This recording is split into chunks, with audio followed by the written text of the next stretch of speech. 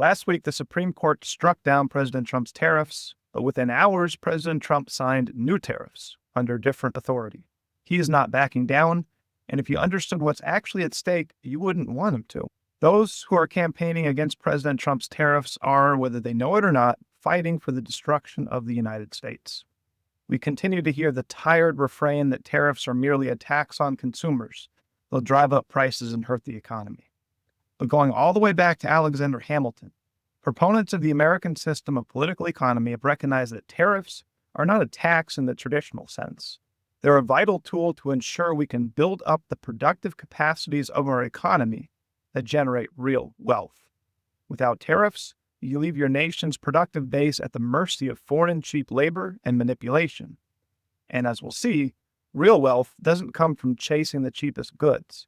It comes from the creative, productive capabilities of your population. I'm Ben Deniston. For nearly a decade, I worked directly with the late Lyndon LaRouche, the economist who fought to revive the American system of economics since the 1970s, incorporating his work into Promethean Action's ebook, What President Trump Can Do with the American System 2.0. In this video, we're going to look at the Supreme Court ruling and the Trump administration's powerful response.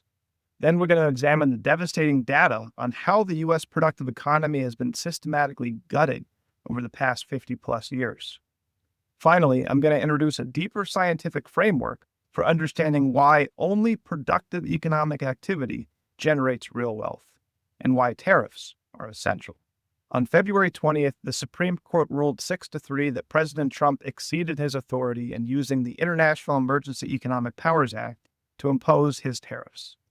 Now, the anti-tariff crowd celebrated for about 5 minutes, because within hours, President Trump signed a new executive order imposing tariffs under Section 122 of the Trade Act of 1974. Trade Representative Jameson Greer, an explicit American system proponent, confirmed that the administration intends to maintain tariff levels of 35 to 50% on Chinese goods using alternative legal authorities. The message is clear. This administration is committed to tariffs, and one legal setback has not been to change the direction. President Trump has multiple authorities available to him, and he's using them. But the real fight here isn't about legal technicalities about which statute authorizes tariffs. The real fight is about the future of the U.S. economy. The globalist elites in the media and on Wall Street cheered the court ruling because they want to go back to the globalist status quo, the very status quo that has hollowed out our nation. For those crying about tariffs, insisting the most important thing is access to the cheapest goods possible, they should listen to President William McKinley from well over a century ago, when he said, "I do not prize the word cheap. It is not a badge of honor. It is a symbol of despair. Cheap prices make for cheap goods. Cheap goods make for cheap men. And cheap men make for a cheap country."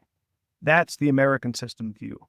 The goal is not the cheapest consumer goods. It's a productive, well-paid, and capable population. President McKinley was right, and the past 50 years of our slow descent into the madness of globalism and British free trade proves it. Let's go through the data. To truly grasp what's at stake with tariffs and what President Trump is battling against, you have to see what's happened to the productive backbone of the American economy. We're going to walk through several phases of U.S. economic history, and the picture isn't always pretty. The key question is this: how much of our economy is actually dedicated to real, physical, productive activity, the sectors that produce the goods society needs to survive? We're talking about agriculture, manufacturing, construction, mining, energy production, and freight transport. These are the sectors that create real physical value. For this assessment, start with the period from roughly 1880 to 1920. This is a healthy, productive baseline. The United States was a manufacturing superpower, the undisputed global heavyweight and steel production, and at one point was producing 1/3 of the entire world's industrial output. During this period, productive activity accounted for over half of total U.S. GDP, and nearly half of the non-farm labor force was engaged in productive work. This was an era of American system policies, internal improvements, and strong tariffs, typically in the range of 30 to 50%. Compare that to the period from the 1950s through the mid-1970s. Following World War II, the United States began participating in things like the General Agreement on Tariffs and Trade. showing early signs of abandoning the American system in favor of British free trade. General tariffs were in the range of 10%, but productive output still averaged just under half of GDP, and over 40% of the labor force remained engaged directly in physical productive activity. We were still a manufacturing powerhouse, but the cracks were forming. Then comes the early 1970s into the early 1990s. This is where the real damage begins. Starting with the collapse of the Bretton Woods system in 1971, we entered a period of deliberate deindustrialization. And the Trump administration knows this was not an accident.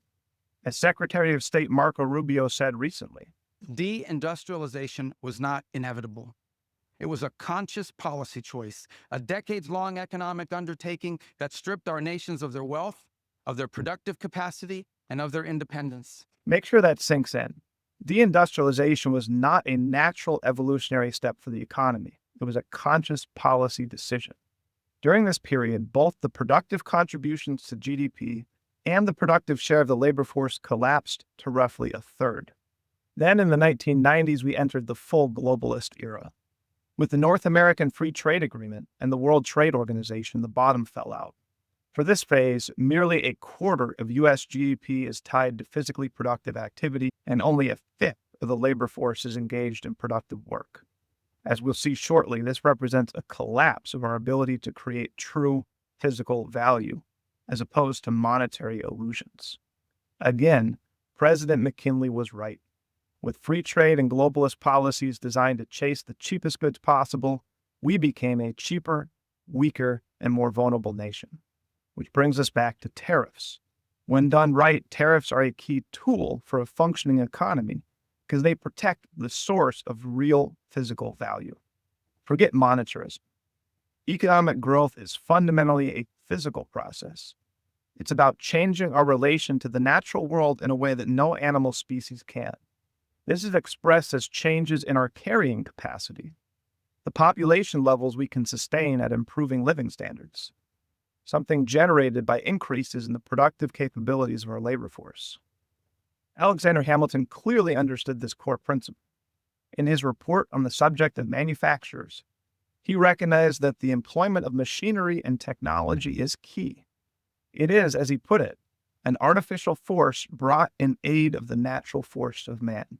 Recognizing value comes from increasing the productive powers of labor is at the heart of the American system.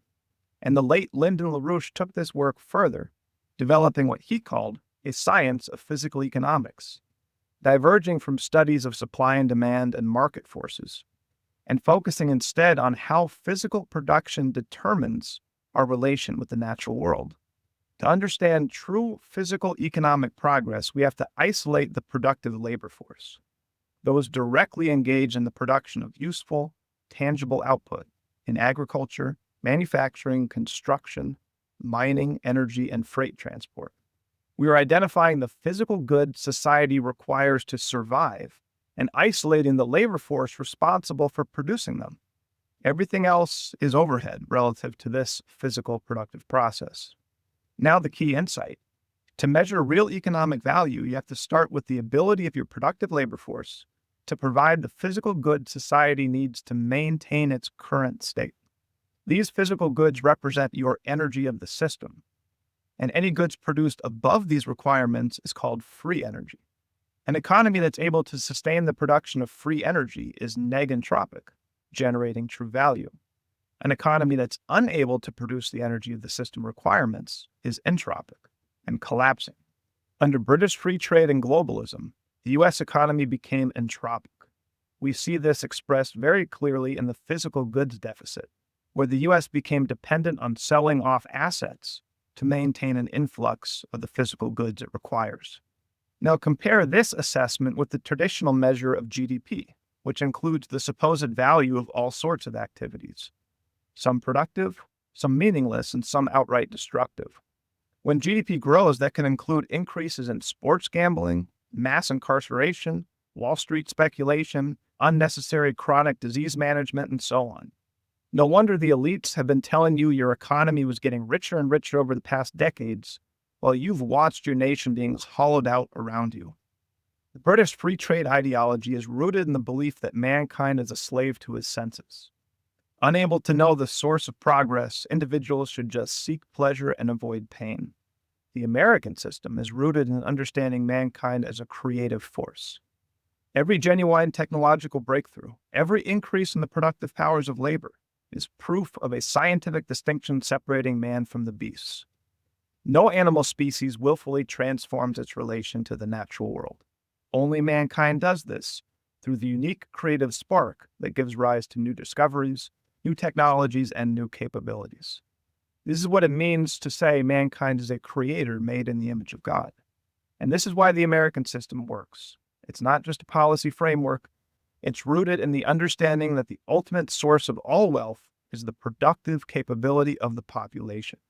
And tariffs protect and foster that capacity by ensuring your labor force isn't forced to compete with cheap labor or to compete with nations that subsidize their manufacturing. So we should celebrate the fact that President Trump was not deterred by the Supreme Court because he understands what's at stake. This fight over tariffs is not about legal technicalities or consumer prices on imported goods. It's about whether the United States will continue down the path of productive collapse or reverse course and rebuild. But the harsh reality is this cannot be reversed overnight. President Trump is fighting to reverse a long-term slide into collapse. Over 70 years, we've gone from over half of our GDP being physically productive to barely a quarter, from nearly half our labor force being engaged in productive activity to a fifth. President Trump and his administration are making a different choice, the American system choice. Tariffs, energy expansion, reindustrialization, these are the tools. Underlying it all is a deeper truth. Real wealth comes from the creative and productive powers of the American people. A well-paid, well-educated labor force equipped with advanced technology is the only source of lasting prosperity. If you appreciate this video, connecting the science of physical economics to the policy battles of today, make sure to subscribe to my Promethean Action Science channel, and check out the link below to subscribe to Promethean Action's free newsletter for updates from our full team.